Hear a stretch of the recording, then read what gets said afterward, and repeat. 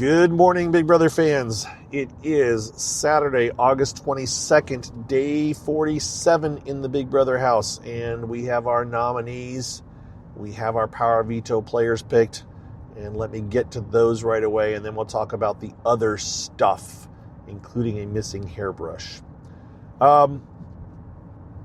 So, last night, Dee went through on her nomination plans, and if you missed my podcast yesterday, Dee bribed Yash with $5,000 on the promise that Yash would not nominate her or Angela or Devins the next time he gets HOH. That's, of course, assuming he ever gets it. But they have immunity from her the next time he gets HOH. And he has to carry through on that. Now, I guess if the situation holds that there aren't enough people left, that, there's those three are left and he has to put one of them up, that would probably be okay. But the point is, they've got some breathing room when it comes to him. Of course, if you think about it, he could just throw a competition if everybody else is left is not going to nominate him and let one of the others get it. Throw it to Barrett. Barrett has no promise. Barrett could go ahead and make the nominations. So there is that angle which he might pursue. But Dee made her nominations, and she, instead of nominating Haley or Yash, since she can't nominate Yash, and those are the only two non-members of the mosh pit besides Taylor and Latrice, who she did nominate, she nominated Drew. Now, she kind of put the heat on Drew. I don't remember, I talked about it yesterday if they'd gotten to that point yet, but she kind of found reasons to put up Drew because of the way he's been playing, what he's been saying. Apparently, Dee got in her head that Drew had said her name, that Yash and Drew had said her name and kind of thing. And they kind of danced around it. And they actually, Yash kind of blamed it a little bit on Kamu. But in the end, Dee was just looking for an excuse. And she prayed a promise to Yash. So she did nominate Drew. From what we heard afterwards, Drew made a huge stink. But in theory, afterwards, he claimed it was partly acting and partly just going over the top. And then Taylor also apparently yelled at a bunch of people, too. I don't know what we'll see on Sunday's show or Wednesday's show after nominations, but that all went on. Then Latrice and Taylor are not happy at all. And we're going to wade into some not murky waters. We're gonna go through a potentially uncomfortable discussion because I do these things at times and they're not always the smartest, but I just do them because I don't want to ignore them or pretend they don't exist. So we'll talk about that in a minute, but let's just leave it right now that. And I briefly stopped my recording, so Taylor's on the block, Latrice is on the block. They're not happy. They're mad. Angela has accused Latrice of being the person who said her name in the newbie meeting that happened, because that's what she's kind of heard, but in reality, Latrice didn't say her name any more than she said anybody else's name. She said her name. She also said Drew's name. Not Drew's name, Devin's name. And she also said Dee's name. And I watched last night, I went back and I watched the meeting. I watched almost all of it. Someone asked me if Taylor, when she was trying to get Latrice to have this meeting, if she's the one who did it, did she say Angela's name? I don't know. I can only go so far back. All I know is during Latrice's head of household, when she was trying to organize this meeting and call it to order, first thing she said was, we need to target the vets. We need to get out 2 of them before jury. And we need to get out 2 of them. We need to pick 2. And here's what they've told me from me talking to them, what their stories are. And Devin's story is he's there for fun. Angela's story is she's there for I keep messing this word up. Retribution. Thank you. And that D is there for the experience. And none of them, honestly, seem like super valid. I don't know. Are they valid reasons? Are they not valid reasons? Whatever it is, those are their reasons. And Latrice didn't put any weight on any of the three. The only thing that happened after that, where the names were mentioned again, was when talking about they've all had a chance, they've all played before, they've all played games before. They said they've all played at least like 3 times. It's like, no, Angela's only played 1. She hasn't played more than that, but whatever. So Angela, she doesn't really say Angela's name other than the mentioning that she's there for getting back, doing it again. God. But someone does mention that, they talk about, they've won $500,000, and someone says, well, no, $1 million. Like, in other words, D has won $1 million. She's like, $1 million? Whoa. And we saw that on the TV show, right? So that happened. But that was more about D than it was about Angela. Okay? So, fast forward to this fight. So flash back to that fights, and who said, she said, he said, she said, whatever. Latrice technically didn't say Angela's name more than anybody else's, so just take that for what it's worth. The more you hear about that, just let it go. It's excuses anyways, right? None of it really matters. All people want is excuses for doing things. But Latrice and Taylor are kind of super fed up, and they, in part of their being fed up, decide they're mad at Drew. Latrice is calling him the devil, and I don't know which one of them did it, but one of them stole his hairbrush. Now you have to remember, Drew likes to brush his hair. He loves his hair. He hangs upside down and brushes his hair so it's standing on end, or at least it's puffed up. And now he doesn't have his hairbrush. So he knows his hairbrush is missing. He suspects that Latrice or Taylor may have taken it. One of the people I follow posted a picture online, or posted a quote online that Taylor was saying, again, another brief pause, apologies. Taylor, they posted that Taylor was looking at the rule books, and she said to herself, reading is fundamental. And the thought is, she was looking up to see if she was allowed to steal Drew's hairbrush. And apparently she figured she could. She can't damage it, but she can hide it. So Drew doesn't have his hairbrush. That may or may not make the show. It probably won't make the show unless they're looking for filler. But that happened late last night.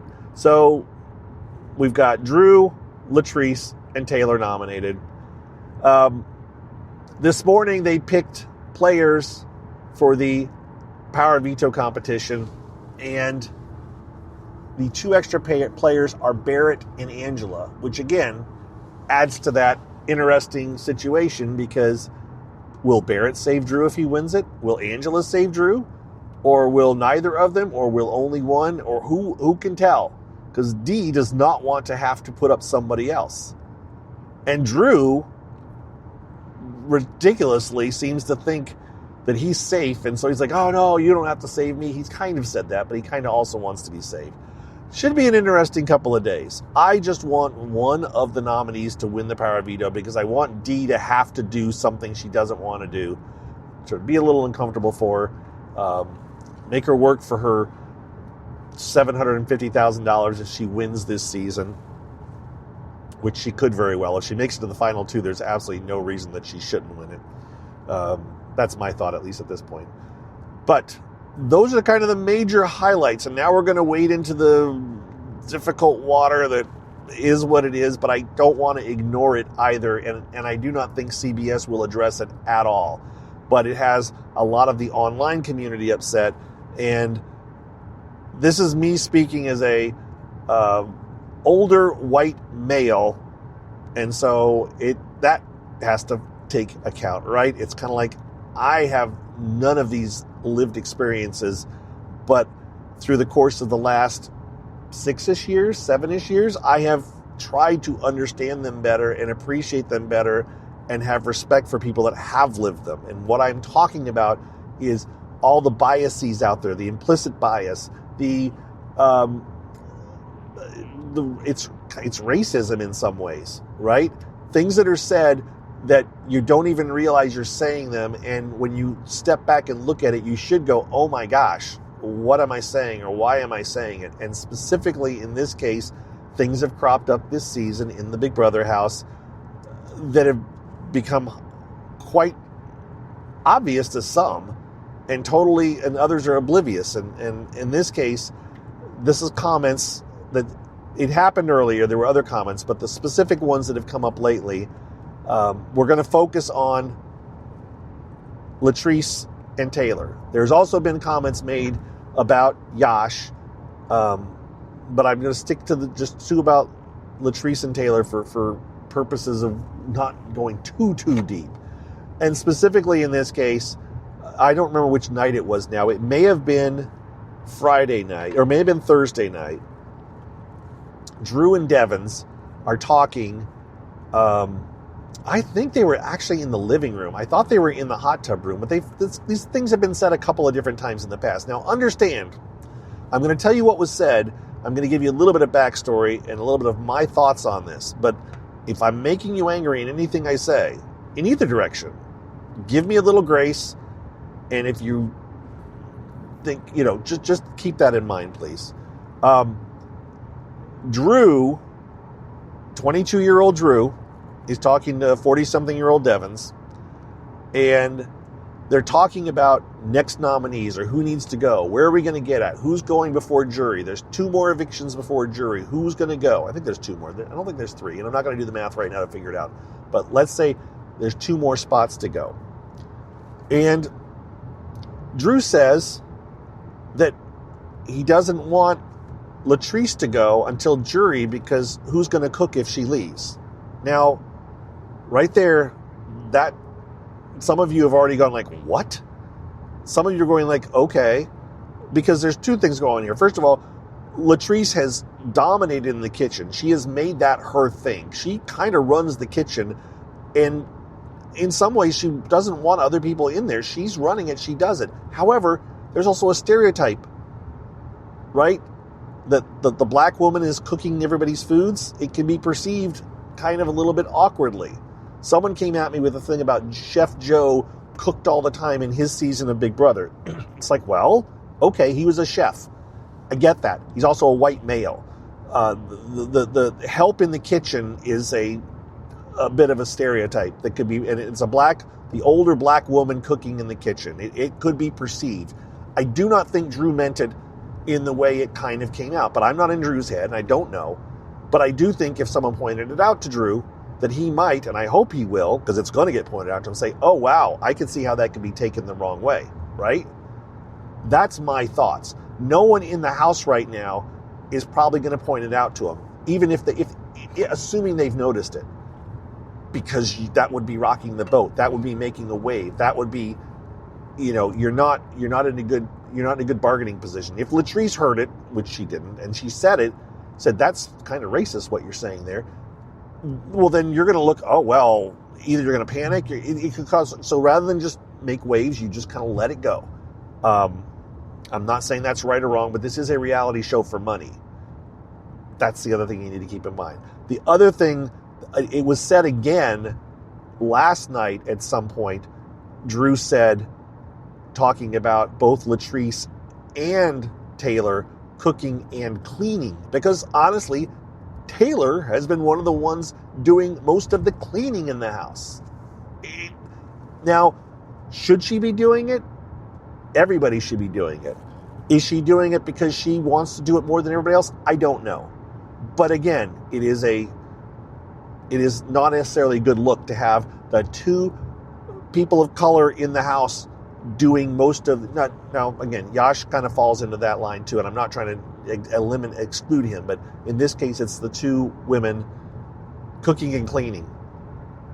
It's not a great look. Talking about keeping them around just so they can cook and clean is definitely not a good look.